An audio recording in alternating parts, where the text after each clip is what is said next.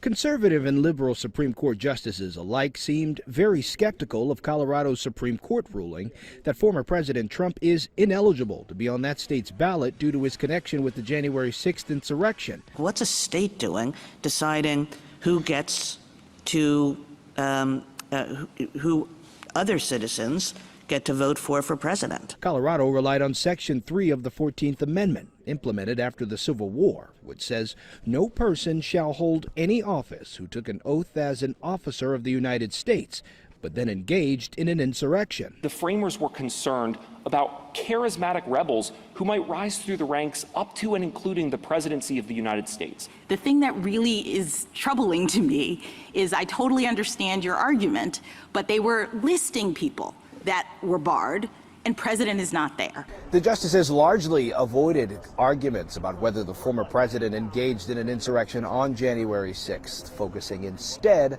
on the ballot access. I think they are headed towards a fairly consensus ruling on what power states have to resolve this matter, but it could set us up for a big political discussion later on. That's because former President Trump potentially still faces criminal trials surrounding the events of January 6th. We could have a lot of discussion and potentially disruption around the idea that Donald Trump, if he won the election in November, he might not be qualified to serve as president of the United States. Speaking outside of his Mar-a-Lago home, Trump called today's hearing another form of election interference.